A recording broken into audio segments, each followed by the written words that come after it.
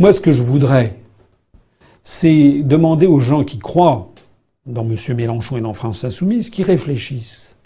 Combien de fois M. Mélenchon et les gens de France Insoumise, depuis qu'ils sont au Parlement, là, depuis qu'ils sont à l'Assemblée nationale, combien de fois ils ont dénoncé à la tribune les grandes orientations des politiques économiques fixées par l'article 121 du traité du fonctionnement de l'Union européenne? Zéro. Combien de fois ils ont incriminé le gouvernement notamment dans les émissions publiques ou à la tribune de l'Assemblée en disant « Vous êtes les larbins des traités européens, il faut sortir de l'Union européenne ». Zéro.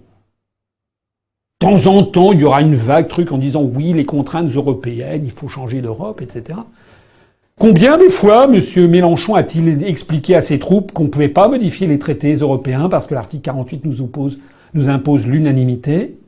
Zéro. Voilà ce que c'est que France Insoumise.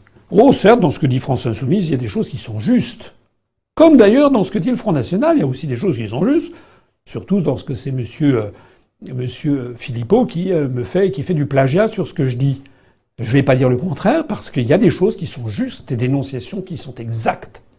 Et moi, j'aimerais d'ailleurs voir se rapprocher peut-être ces forces, qu'elles abandonnent l'une et l'autre ce qui fait leur spécificité pour essayer de trouver une espèce de pôle commun pour rendre aux Français leur souveraineté nationale. Sauf que voilà, ils ne le font pas.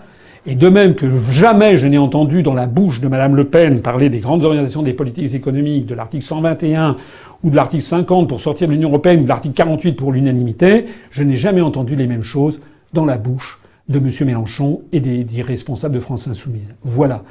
Tout ceci pour dire quoi? Pour dire que là, l'opposition, vous le savez, la vraie opposition, l'authentique opposition, elle a un nom, elle a 3 lettres. C'est l'UPR.